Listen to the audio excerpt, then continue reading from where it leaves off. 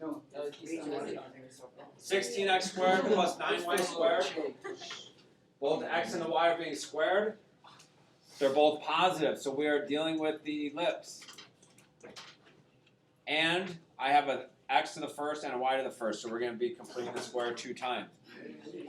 So let's write things together. We'll bring the 16x squared minus 32x, group those together, the 9y squared, and the 72y, and we'll send the 16 to the other side. At that particular step, some of you might actually start factoring out, so your leading coefficient to 1.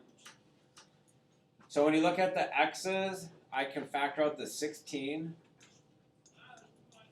Negative 32 divided by 16 is negative 2. We'll put something new there. We'll do the y's, bring out the 9, plus some new number there. And then we have negative 16 over here, and we'll put 2 new numbers in there.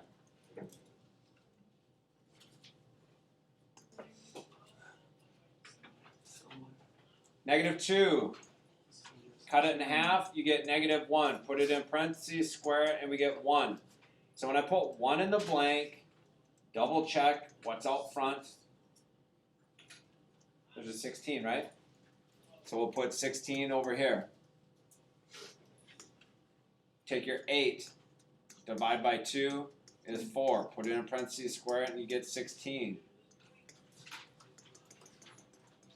What's 16 times 9? 144. So I'll add 144 over there. So now we have 16 x minus 1. I should switch to red.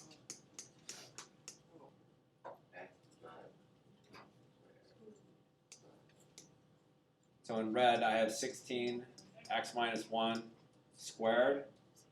In the blue, I have 9 y plus 4 squared. And over there, we're left with 144. What do we want the ellipse to be equal to? 1. So divide everything by 144.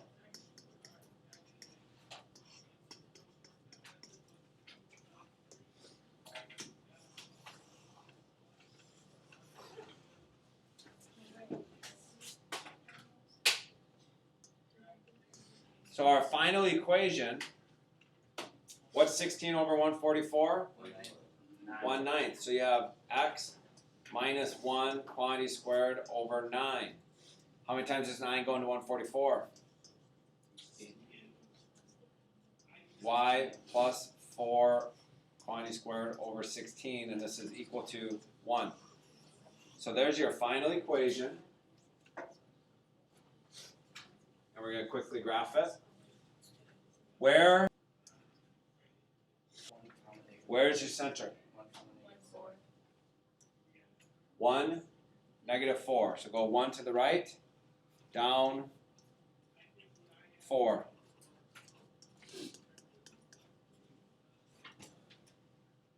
Under your x is a 9. Under your y is a 16. Which one do we really consider the a value? Y. The largest of the two. So this would be a equals 4. So we're going to go up and down 4. So this would be 1, 0, and then we'd be down here at, go down 4 more, 1, negative 8.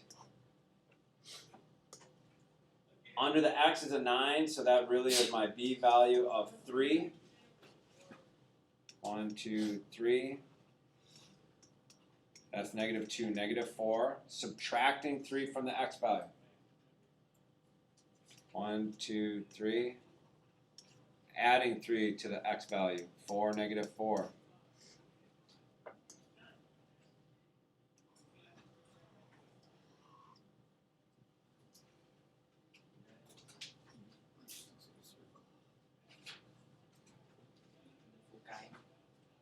And then the focus, what's the little formula to find the focus?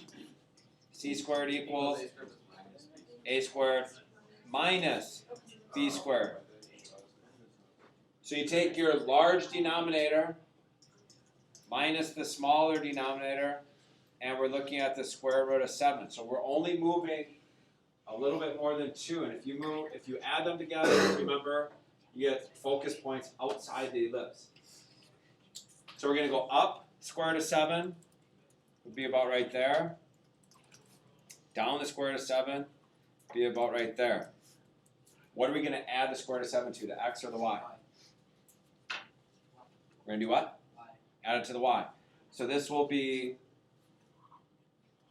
1, and you go -4 plus the square root of 7, and this one would be 1, -4 minus the square root of 7. Easiest way to write it. You're not going to the calculator to get the decimal or anything, just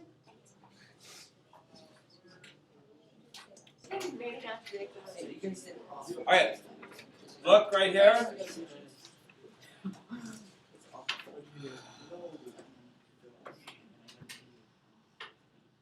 So in this very first problem, you have an x squared and a y squared, but one's positive, one's negative. So that's a hyperbola. All along with hyperbola, I've been saying bring the positive term to the front. So you want to bring your y's to the front. There you go. Hey, thank Yeah, you. perfect timing. Wow.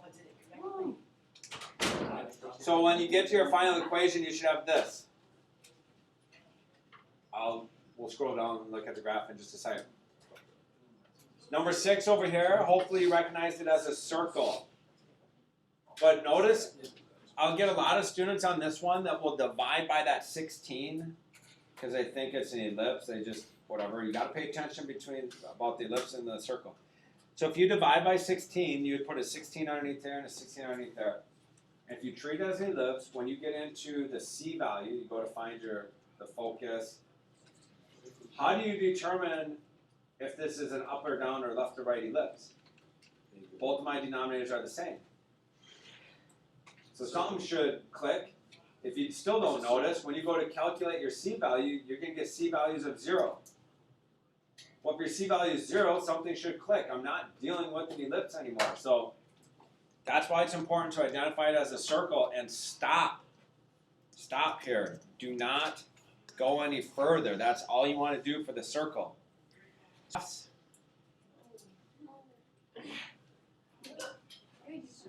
Hang on, I can go back up. When you look at the graphs,